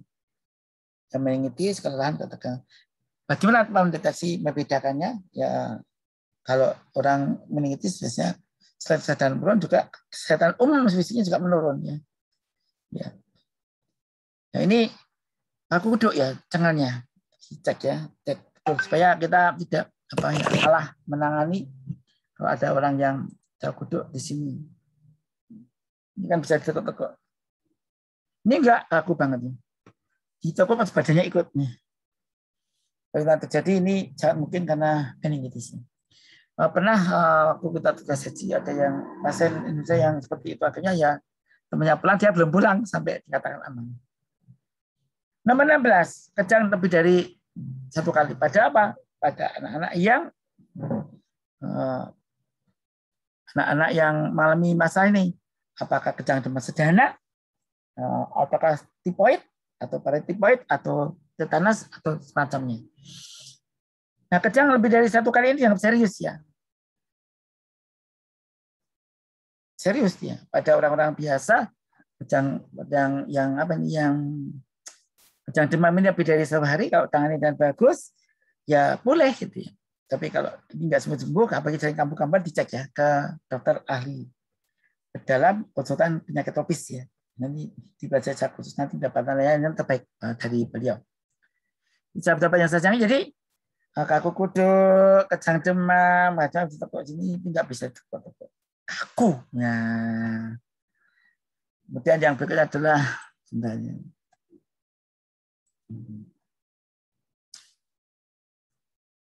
Ya, ini. 11, apa itu? Nyeri perut yang hebat. Ada orang nyeri perut yang sangat hebat. Lebih. Ya, panas. Tadi untuk yang hebat ya, kejang-kejang, kemudian panas tinggi. Ya, maaf kembali. Panas tinggi ini. Tadi nyeri perut yang hebat sudah. Kemudian maaf yang nyeri hebat, di mana lokasinya awas ya, osteosarkoma, kanker, ya, sumbatan jalan darah, kemudian kuku kuduk bisa kan meningitis, infeksi pada otak, encephalitis, ya, kejang lebih dari 1 kali, kejang sederhana itu biasa step ya, berkali-kali seriusnya.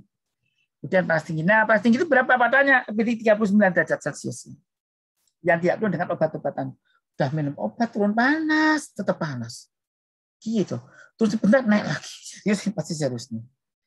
Apakah penyakit ada kebadan obat tadi harus ganti obat nih? Kadang-kadang harus ganti obat karena apa?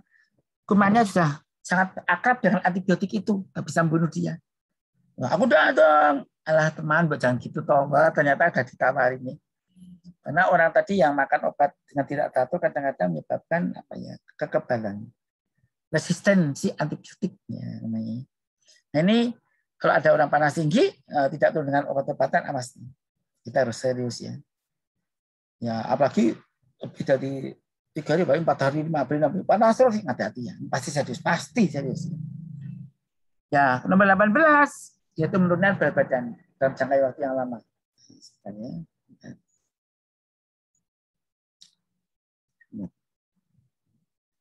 Tak izin minum sebentar. Izin sebentar, tak minum sebentar ya. Izin. Monggo dokter.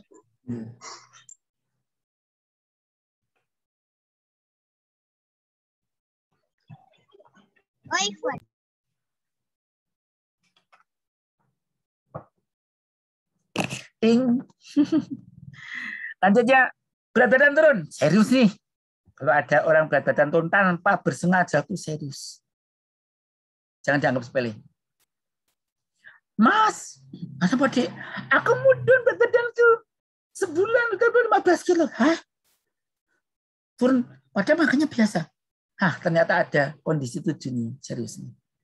Apa tuh? TBC. TBC berat badan turun, jangan sang-sang dulu. Nanti turunnya berat badan ini bermasalah sih. TBC paru-paru. TBC usus, berat badan turun. Jangan bangga berat badan turun. Wah, nggak bersengaja kok berat badan turun. Serius nih. Hipertiroid. Ada yang 1 bulan 15 kilo habis badannya.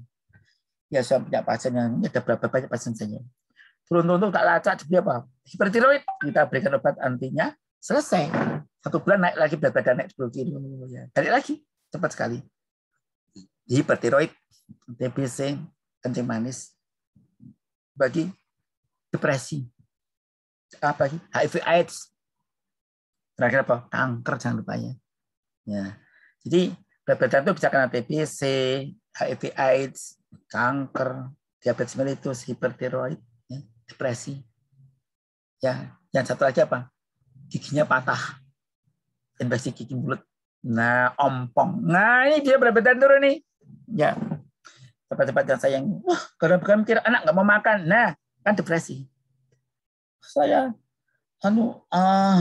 dulu badan saya gagah loh, Pak Dokter. Nah, ini kisah nyata nih. Kita garap tim, ternyata dia kakek-kakek 70 tahun, ternyata kena HIV/AIDS. Dari mana nih?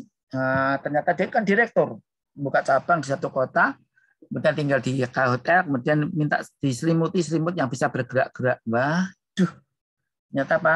Kena tetulan kalian telek pelacur ya. Ini kisah nyata ini pasien kami. Dari rumah sakit AIDS nggak bisa menemukan, akhirnya datang ke Sajito, ketemu akhirnya. Kita rapatkan HIV/AIDS pada lansia. Ya Allah, naudzubillah ya. Ini hati-hati ya. Jadi berat badan terus menurun, apalagi dari 5%, lebih dari 5% dalam 1 bulan itu pasti serius. Lebih dari 5% dalam 1 bulan serius. Kecuali bersengaja. Misalnya saya mengurangi makan, maka berat badan turun dari 77 menjadi 70. Turun 7 kilo. Tapi kan saya bersengaja. Itu nggak masuk di sini. Ya. Kemudian yang kalau TBC apa?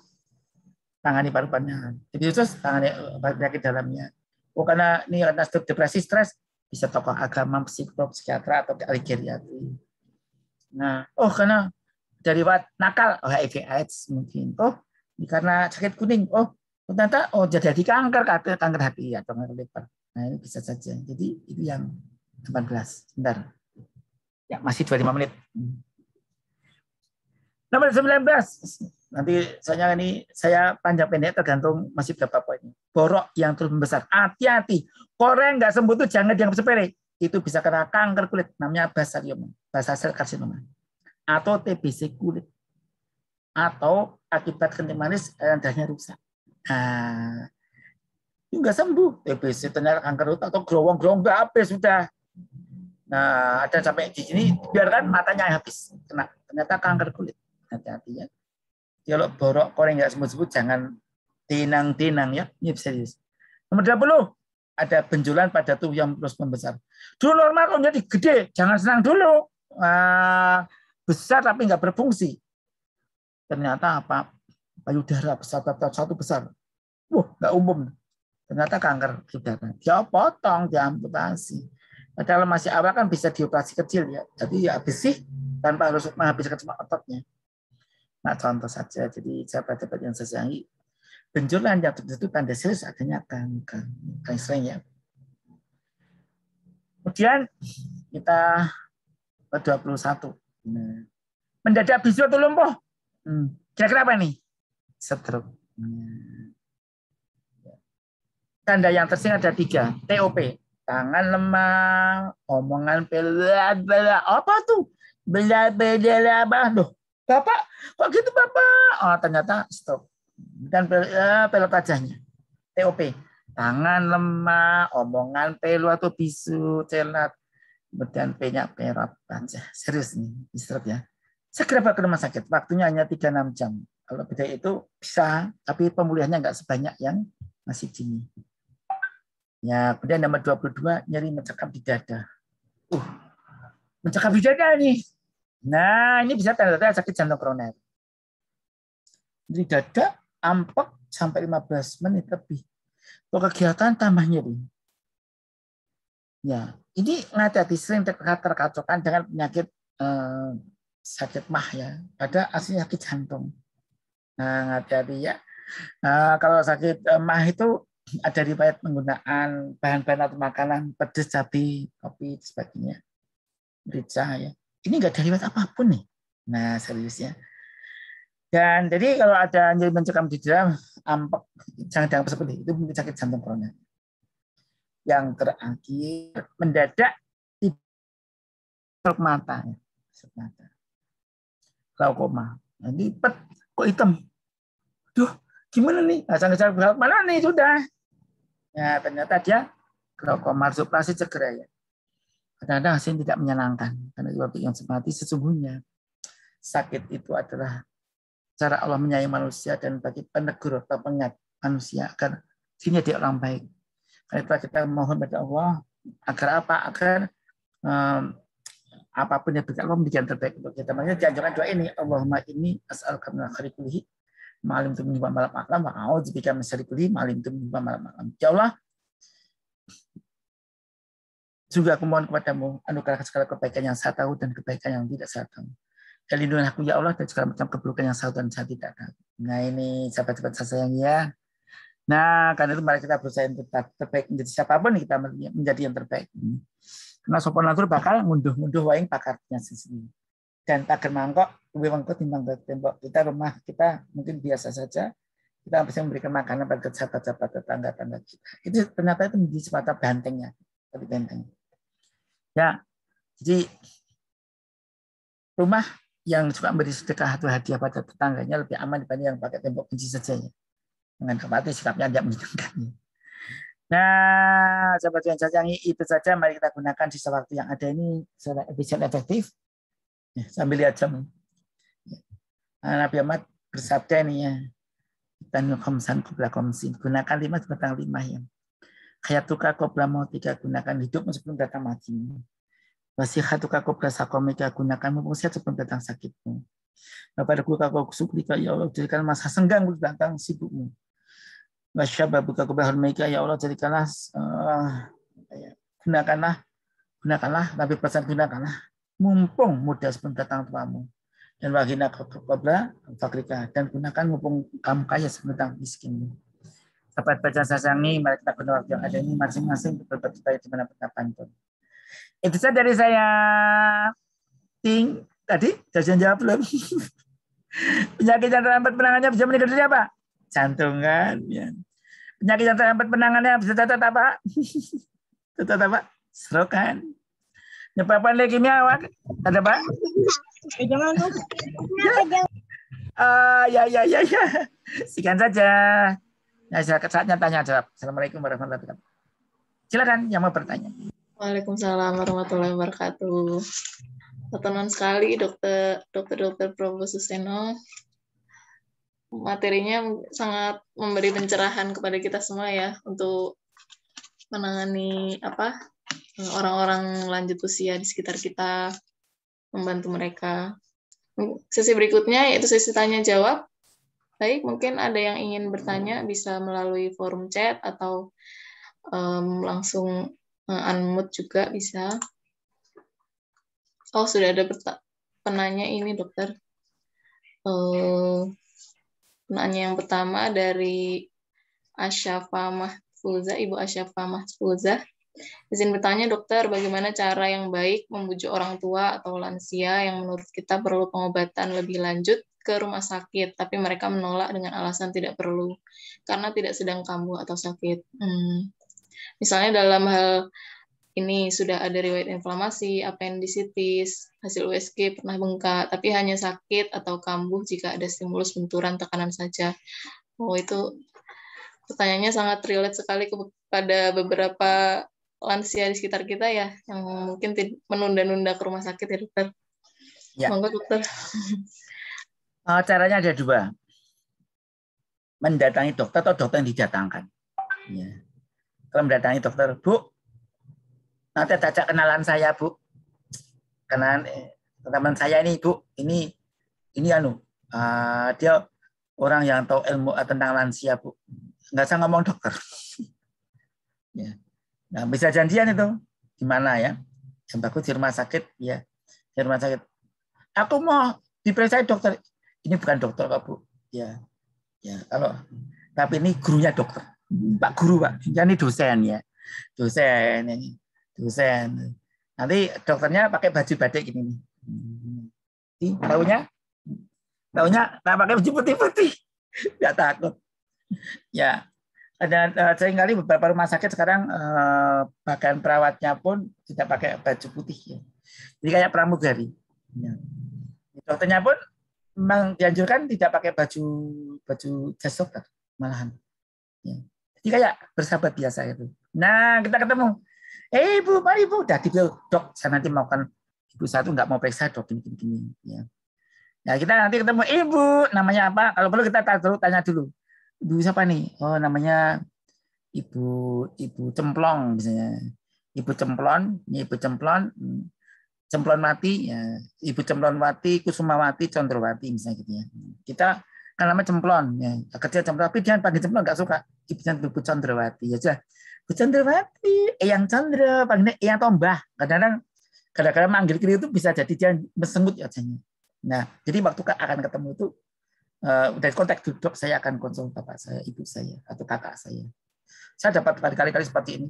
Jadi penyakitnya yang dokter jangan bertanya ini dok, berarti nggak suka pandangannya udah tahu. Nah, jadi kita bisa datang, ibu, gimana mama? Kita nggak duduk di kursi dokter, tapi kita buka pintu. Mama, silakan sini mama. Mama Chandra, ya Mama Chandrawati. Ya, nah mama nih rumahnya itu ya. Tuh, kok tahu dokternya ya? Anak 5 kan, tiba-tiba anaknya, kok tahu juga ya? Ya, mama kan dulu mantan lu kan. Kau tahu juga? Ya udah gitu langsung dia ngobrol. Nah, jadi kadang-kadang data kita kirimkan dulu, kita kirimkan ke dokter. Ya, hobinya apa, mantan siapa. Ini penting sekali untuk memudahkan dalam mengedukasi. Nanti lama-lama, ya, saya beberapa kali gitu akhirnya ajak, Bu, saya pegang-pegang boleh enggak? Boleh. Kalau saya periksa, mau. Apa dokter? Bapak dokter ya? Mau gitu. Akhirnya mau. Terus bilang, besok aku ketemu dokternya lagi. Mau, enak saya orangnya enak. Ya, dan kita ya terpaksa buang waktu agak lama ini ngobrol. Ya. Banyak kayak gitu seperti ini biasanya saya menyarankan carilah waktu dengan dokter jam terakhir. Kalau jam 1 ke 2 pasien udah antri banyak itu. Kasihan nanti. Ya, karena bisa satu orang bisa ngobrol 1 jam ini kita ngomong, oke, setengah jam 1 jam tak luangkan khusus untuk pasien ini. Ya kadang waktu tatap muka pertama kita bisa 1 jam.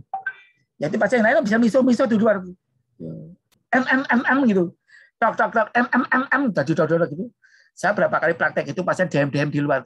Ternyata kok nggak rampung terus ngomongin, dokter kok saya banget ya pas ini ngopo lagi. Wah, apalagi yang datang pasien muda, dokternya masih muda juga, dikira ngapa-apa ya gedebak-gedebuk nih. Nah, dokternya main kan nggak begitu itu ya. Makanya ada juga praktek dokter sengaja kakinya kelihatan. Tadi kakinya semua masih mendarat ini. Tidak naik di ranjang ini berarti. Ya, ini kan mencegah fitnah. Ya, makanya dokter kadang teman seorang perawat untuk membantu supaya kena fitnah. Iya, Bapak. Mungkin Mbak Mas nggak merasakan ya. Jadi dokter tuh kalau yang datang istrinya atau suaminya, ada yang menemani? Ada, silakan. Oh, suaminya. Mari Mas. Malah kau senang mencegah fitnah ya. Kayak gitu. Monggo dok, nggak apa-apa. Kadang dia ngelewat, bersama dua mendatangi juga yang ngawasi dokter ngapa ini, ikut mau diapa ini. Ya kadang ada gitu. Jadi kita ada langkah pertama itu ya. Atau jangan ketemu dulu, cukup chat lewat WA atau tanya di YouTube. Nah itu nggak bayar malahan. Di YouTube tanya pas acara-acara seperti ini Zoom ini tanyain macam-macam nggak bayar. Dan saya buka acara semacam ini setiap Selasa malam dan Jumat sore ya. Ya namanya PED Practical Elderly Day di Yogyakarta itu khusus lansia. Tapi kalau acara Jumat sore namanya jam 4 namanya PUN Praktik untuk Negeri itu gratis juga. Kalau mau tanya gratis. Ya ini tapi kalau ketemu langsung mendarat jadi bayar. Ya kalau di rumah sakit.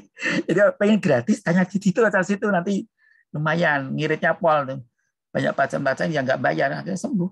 Ya, nggak ada masalah ya. Jadi ini contoh ya. Atau kedua, dokter didatangkan ke rumahnya home care. Nah, kami merawat pasien kemarin, ada pasien dari di daerah Jalan Solo. Jadi saya datang ke rumahnya, akhirnya dia mau sekarang udah mau melaksanakan beberapa program kami yang kita sarankan. Ya, padahal sebelumnya nggak mau didatangi dokter, mau dokter aja nggak mau. Ya. Jadi, Pak, Eyang, ini teman saya. Oh, Eyang, saya temannya Mbak ini gitu. Tapi jatahnya sama. Mbak yang duluan nih yang, wah kenal, wah ya apa langsung dia buka baju mau, pokoknya semangat aja. Ya ini contoh saja. Saya barusan tadi juga dari Jalan Solo. Ya, saja kan ada di beberapa toko ya. Ada toko-toko, ada bukan toko-toko, ada masuk gang-gang itu. Tapi kadang dokter tuh sialnya diberi alamat salah tuh, alamat palsu. Katanya belok kiri, tendang belok kanan. Karena kiri sana diberi kanan jalan, katanya barat jalan, timur jalan. Terus bingung nih. Ya. Jadi ini paling sedih kalau alamatnya salah ya. Kita mencarinya bingung. Jadi nanti begitu datang kita penangan yang bagus. Nanti insya Allah bagus dan katakan ibu bagus kok, bagus semua. Kita buktikan ya, coba kita tes. Coba tes ini itu. Kalau bagus kan? Ini nggak ada apa-apa. Tapi sebaiknya ibu kontrol ya. Ibu tuh makhluk berharga bu. Nah, Eyang ini makhluk berharga. Kami nggak ingin kehilangan Eyang. Ya. Eyang, ibu anaknya, aku nggak ingin ibu kehilangan ibu. Aku pengen cucu besok di pas wisuda jadi manten ibu yang nungguin, yang nggak mau yang sakit, nggak mau yang kami nggak mau yang pokoknya yang ditungguin, yang periksa ke dokter. Bukan DP yang aku yang mau ya yang. Nah gitu terus bahasa namanya. Gitu deh. Ini pertanyaannya bagus sekali. Monggo silakan. Yang lain kalau ada. Baik, terima kasih banyak dokter atas jawabannya. Mungkin cukup jelas ya tadi jawabannya. Dibawa ke dokter tanpa memberitahu bahwa orang tua tersebut dibawa ke dokter, kemudian bisa juga memohon dokternya untuk didatangkan ke rumah seperti itu. Kemudian pertanyaan banyak ya pertanyaannya. Iya. Cukup antusias nih dokter. Tapi kita cuma satu. Ya silakan yuk. Kemudian pertanyaan selanjutnya dari Ibu Titin. Izin bertanya dokter, bagaimana menangani lansia selalu cemas dengan banyak keluhan, selalu terobsesi ingin berobat kemana dengan banyak keluhan, tetapi ketika diperiksa dengan pemeriksaan penunjang normal, punya riwayat hipertensi dan gastritis, sudah obat rutin. Ya, kalau yang cemas dan depresi harus didata. Ya, kita memang seorang ahli geriatrisen itu ahlinya di bidang cemas depresi pada usia lanjut. Selain psikiater juga ahlinya ya.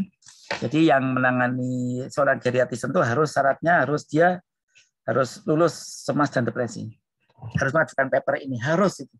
Makanya kita harus paper kita semua ahli geriater pasti masa bidang ini.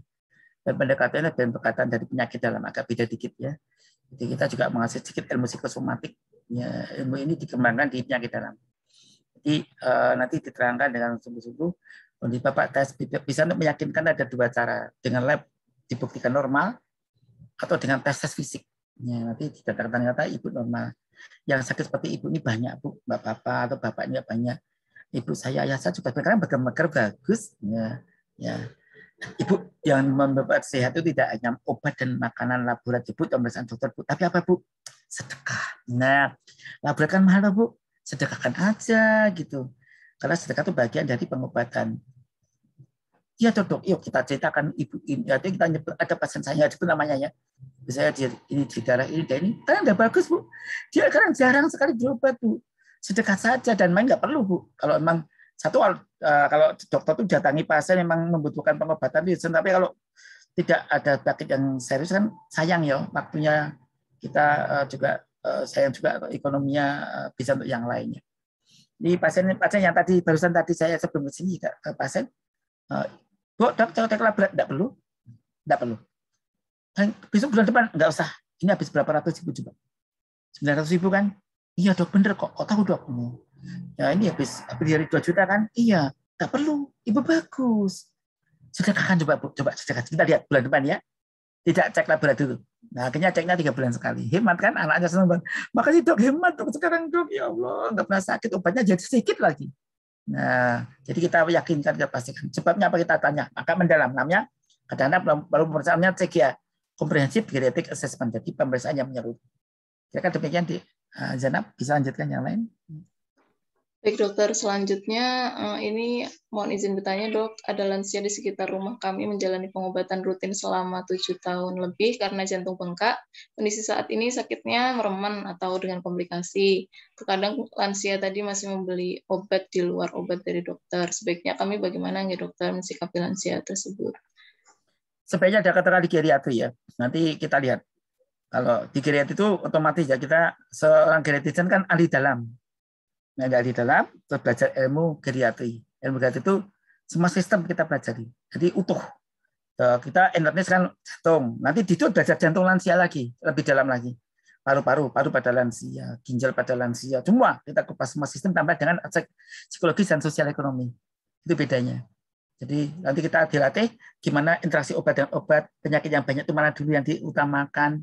Ya, obat dan makanan interaksi, obat apa harusnya stop kalau barengan dan ini, apa jangka panjangnya apa, kita jajari ilmu sebenarnya ada kriteria stop, kita bridge kriteria dan sebagainya. Jadi nanti kita katakan ada yang penting, ada yang nggak penting. Jadi obat, apakah obat pasaran nggak boleh? Kadang-kadang saya itu malah menyarankan obat pasaran.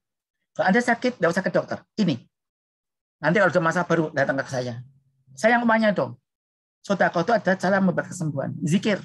Baca Al-Quran, coba lakukan, hebat. Nah, kita pantau. Ya kadang-kadang tele, nanti anaknya, ibunya nggak usah datang, tapi tele, ya bayar. Tapi kan tele, jadi ibunya bisa ngobrol langsung, tapi nggak usah datang ke rumah sakit. Membayar, tapi kan lebih murah. Kenapa? Tidak perlu pakai angkutan mobil kan. Siapa saja ada dari luar pulau, provinsi, luar pulau, ya lewat situ. Bayar. Tapi kan murah, jatuhnya murah.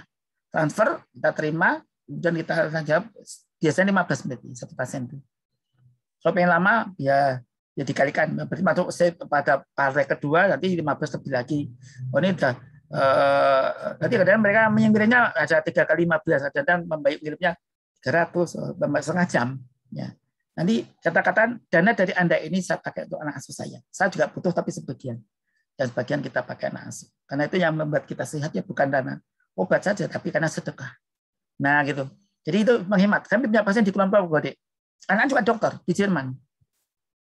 Ya, ada ahli teknik macam-macam top tuh anaknya. Cukup telepon kita, tanya aja apa itu, resep kita kirim transfer, dia kirim kita resepkan, resep kita benar di print, benar dibicarakan dia dokter juga. Nah, apalagi dikatakan nih pasien kami karena keterbatasan, tolong dibantu apotek saya telepon juga. Tolong pasien saya dibantu karena dia keterbatasan jarak, kasihan dia. Kesini transfernya ada berapa? Kulon Progo loh, Dek. Ya, jauh ada yang Rio, coba Rio ke sini. Nah, Kalimantan ke sini. Habis berapa banyak? Berapa juta itu? Ngobrol cok gitu. Ngobrol gini aja praktis kan. Dihemat uang. Nanti bisa uangnya terjaga. Ternyata sehat sampai sekarang. Karena pasiennya udah nggak bisa apa-apa, nggak makan macet, nggak apa-apa. Sekarang bisa ngobrol lagi sekarang. Bahagiaan banget itu. Nah, saya katakan ibu kalau kangen ngobrol saja dengan kami. Ya. Demikian. Lanjut. Dok, izin bertanya, ada murid Salsa sakit diabetes usia 50 tahun. Sekarang yang dikeluhkan sakit pundak sebelah kiri, rasanya kemang baru beberapa hari ini. Bagaimana penanganan yang bisa dilakukan sebelum ke dokter? Itu non sangat dokter. Ya, kalau pundak kiri hati-hati ya. Kepala, pundak, lutut. Daun ringan mata sudah lagi. Nek pundak kiri, jentik kiri itu leher, kemang sampai rahang kiri seperti sakit gigi itu bisa tanda-tanda sakit jantung koroner. Ya. Kalau memang pasti apa dia punya sakit, maaf ya, diabetes mellitus, tensi tinggi, gemuk ya, kolesterol tinggi, atau dia orangnya kodoh, gampang marah, ambisius, nah, mungkin dia penyakit jantung koroner. Kayak itu ya, jangan lupa langsung beri asetosal dulu. Coba minum asetosal dulu.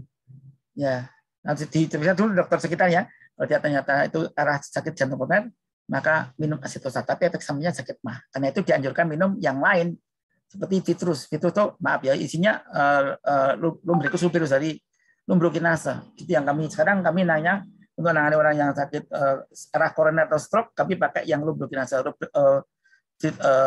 lumbricus subirus ya. Karena itu dari cacing tanah. Dan itu yang saya tahu yang ekstrak ya, bukan yang serbuk. Dan itu lebih murah. Yang tablet ada sih harganya 1 pack 30, tablet itu 220 ribu, ini cuma 75.000.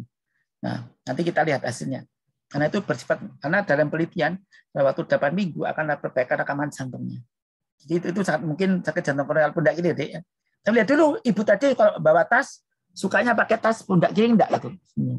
Sebenarnya BH yang pakai skrup enggak itu, ada yang sambungannya itu kan BH-nya sini kan ada besi. Yang kelomanya tas gini.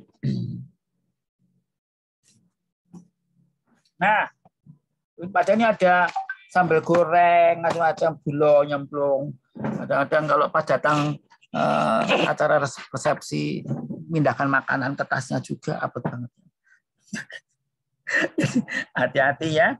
Ya kalau itu yang terjadi, mungkin beban berat karena tekanan dari BH-nya dan tas tadi. Semakin tas itu kecil, semakin berat menekan dan menimbulkan nyeri. Ya, itu perlu diwaspadai. Apakah karena trauma atau karena ada penyakit namanya proyeksi ekstern, jadi penyakitnya di jantung, tapi nyerinya di sini. Ya, hati-hati. Itu deh, ya Ina. Baik dokter. Jadi curiga ke penyakit jantung koroner nggak dokter? Waspada ya, waspada. Nanti dijaga kalau tensinya tinggi, kolesterol tinggi, gemuk, kemudian pribadinya gimana, kemudian kolesterol asam uratnya tinggi enggak, gitu ya. Suka olahraga atau tidak, kan ada skornya itu. Itu deh, ya Ina. Baik dokter. Kemudian selanjutnya, bagaimana mengatasi lansia yang sudah bosan dengan pengobatan medis dan beralih ke pengobatan herbal yang dipromosi di radio-radio? Ya, sebaiknya menemui dokter yang menguasai herbal medicine. Kebetulan saya menguasai herbal medicine. Di geriatri itu hampir semua menguasai herbal medicine. Karena kita belajar ilmu TM, Complementary and Alternative Medicine. Selain herbal medicine, kami punya metodenya LPD, atau bentuk latihan pasar diri, lalu zikir, dari versinya Profesor Dr. Ahmad Hussein Asri. Kami juga itu riset. Kami kemarin menguji 2 dokter, dokter dari kacamata, tes udah lurus ya, dengan zikir untuk pengobatan penyakit lupus. Kemudian beberapa penyakit yang lain, karena dengan LPD ya, S1, S2 yang banyak yang kami bimbing, banyak riset yang kami lakukan, sudah puluhan riset ya, tentang zikir ini. Jadi kami meneliti seperti ini, kami terapi seni, kami punya bimbingan, kami terapi seni, kegamelan, terapi musik biasa, terapi baca Al-Quran, kami punya risetnya. Jadi jangan dikira nih, dokter nggak tahu loh ya, di geriatri ilmunya memang lengkap. Hanya itu ilmunya, di geriatri itu ilmu, sampai ilmu ekonomi pun kita belajar. Karena apa? Mencegah kemiskinan itu penting pada usia lanjut. Demikian, Dik. Temui kami saja deh, kalau itu lansia. Diluangkan waktunya, dianggarkan. Memang tarifnya agak lebih dikit, tapi masih di Jogja itu masih murah. Di beberapa center lain seperti saya itu sekali konsul gini, ini kosongnya 2. Di sini kan murah, masih di Jogja murah banget itu. Itu 50 untuk ya murah banget itu. Jadi kalau di beberapa daerah yang VIP itu mahal banget ya. Ini murah, apalagi kalau kita pengen gratis, YouTube, di YouTube. Itu bisa interaksi ya gitu kan. Gitu deh. Nak Zainab gitu. Baik dokter. Ada lagi? Ini pertanyaannya mulai banyak lagi dokter. Wow. Padahal Lampung jam berapa harusnya? Jam 11.10 dikurangi dokter karena ini ternyata ada post test dokter. Oh ya. Pertanyaan saya tutup dulu ya. Ini nanti kiri aja. Kalau ada pertanyaan yang belum terjawab bisa kirimkan dengan alamat jelas pakai WA atau apa, nanti saya jawab di YouTube ya. Kirimkan ke saya. Semua pertanyaan tadi tolong dikirim ke saya, semua di copy dulu Kirim ke saya nanti yang belum terjawab saya jawabnya. Dan saya juga menjawab gitu beberapa, masih ada di IIN ya, di IIN tuh yang pimpinan apa rumah cantik Solihah apa itu ya, juga itu saya ngadain, kemudian kita jawab nih banyak itu saya jawabin, ya sudah nggak apa-apa. Ya nggak apa ya, namanya sedekah ilmu ya, banyak peserta ada yang 9, pertanyaan ada berapa belas itu ya, kita jawab semua gitu. Nak Zainab, anakku, muridku. Enggak, dokter. Mohon maaf ya ibu-ibu yang belum terjawab pertanyaannya. Ini pertanyaannya kami simpan dulu, nanti mungkin dilanjutkan dari lewat via WA mawon ya Bu. Nggih. Kemudian berikut selanjutnya untuk post test, sesi post test, baik untuk panitia yang bertugas bisa di-share linknya, link post testnya. Ibu-ibu bisa dijawab. Ya, ibu-ibu sekalian, mungkin sekitar 5 menit.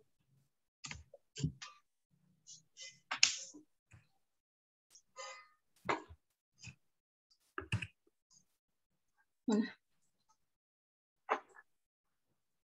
Ya, link post testnya sudah ada ya, ibu-ibu sekalian. Monggo dikerjakan.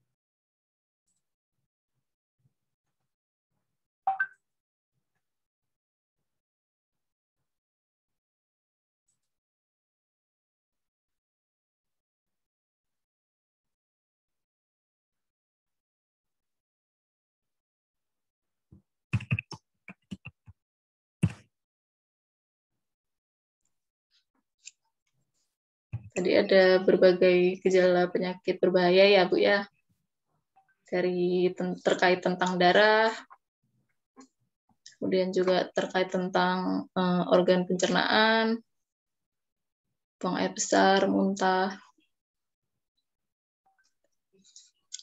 kemudian terkait juga penurunan kesadaran, koma, ada tanda-tanda infeksi pada jaringan otak atau sekitarnya atau lapisan otak, kaku kuduk dan juga kejang itu.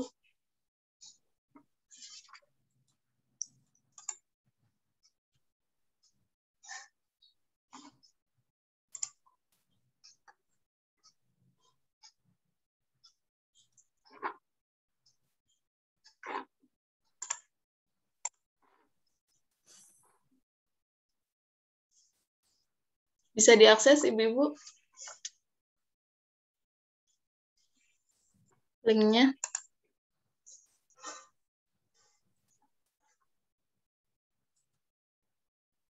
Baik.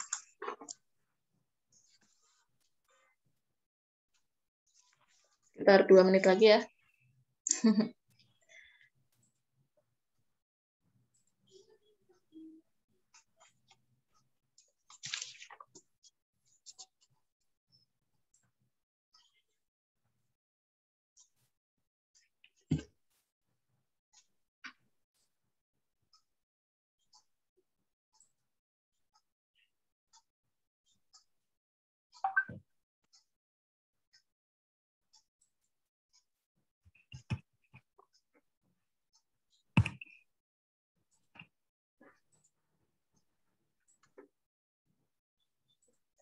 Sudah semua ibu-ibu?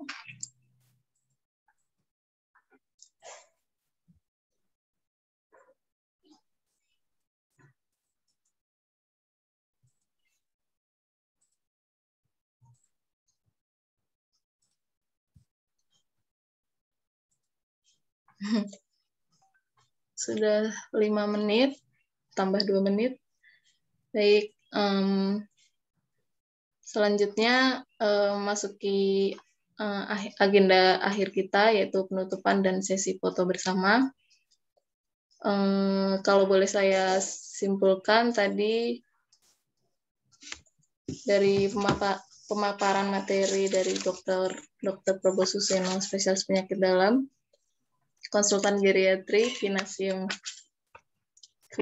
SEMM, yaitu yang pertama, kesehatan adalah anugerah Allah Subhanahu wa Ta'ala, maka dari itu kita harus menjaga kesehatan, karena menjaga kesehatan itu adalah bukti kita bersyukur kepada Allah. Kemudian juga harapan-harapan manusia, sehat dan senang. Juga 3 senang, yaitu aku senang dimanapun dan kapanpun, aku menyenangkan dimanapun dan kapanpun, aku disenangi Allah dimanapun dan kapanpun. Tapi untuk mencapai harapan-harapan tersebut, bisa terdapat beberapa halangan, yaitu sakit, miskin, ketidaktahuan, atau kebodohan. Nah, disinilah peran kita, yaitu meminimalisir halangan-halangan tersebut dengan bersama-sama belajar. Nah, tadi ada juga beberapa gejala tanda dari penyakit berbahaya ya. Yang pertama terkait darah, kehilangan darah atau perdarahan, batuk berdarah, kencing berdarah, kencing darah, muntah darah, kemudian buang air besar darah, kebiru-biruan nyata pada bibir dan kuku, atau cyanosis, atau kurangnya oksigen juga itu. Kemudian juga sukar bernapas dan koma, kaku kuduk atau kaku-kaku, kemudian kejang, panas tinggi, berat badan turun lebih dari 5% dalam 1 bulan, dan lain sebagainya. Mungkin itu intisari yang bisa saya sampaikan. Akhir kalam, mari kita tutup acara pelatihan relawan kesehatan atau rekan lansia 1 dan juga pemaparan materi tentang memahami tanda bahaya pada lansia pada pagi hari ini dengan membaca Alhamdulillah dan doa kafaratul majelis bersama-sama. Alhamdulillahirrahmanirrahim. Subhanallah. Bihamdika Asyhadu an la ilaha illa anta astaghfiruka wa atubu ilaik. Foto bersama enggak nih? Boleh. Terima kasih yang sebesar-besarnya. Mundur dikit. Dokter. Kepotong, ya. Silakan difoto. Nanti kirim ke saya ya. Dokter. Siapa yang memotong? Boleh. Yana mundur dikit. Kurang mundur dikit, wajahnya kepotong, janggutnya kepotong. Ya. Mana lampunya? Siapa yang ngapain? Boleh saya, dokter. Yang bisa on cam boleh on cam. 1, 2, 3. Slide pertama ya. Bentar. Mana ya?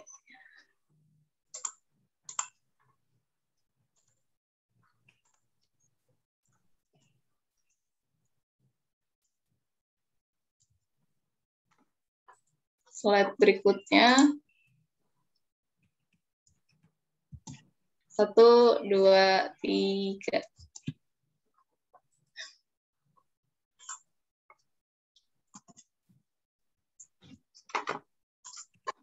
Satu lagi slide-nya.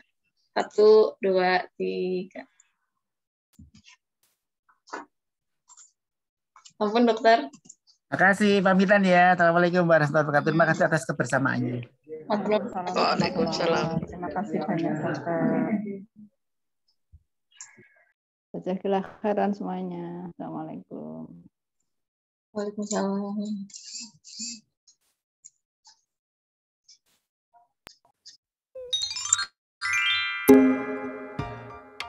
Yayasan Rumpun Nurani disahkan pada tahun 2011 dengan semangat para pendiri dalam menyediakan wadah untuk meningkatkan kualitas diri dan keluarga dengan belajar, berbagi, dan saling menguatkan.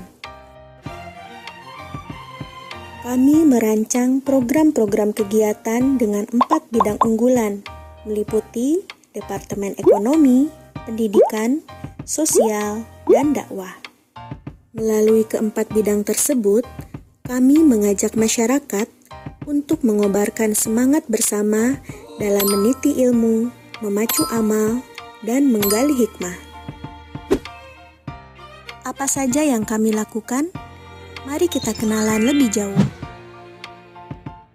Selamat datang di Departemen Ekonomi Rumpun Nurani.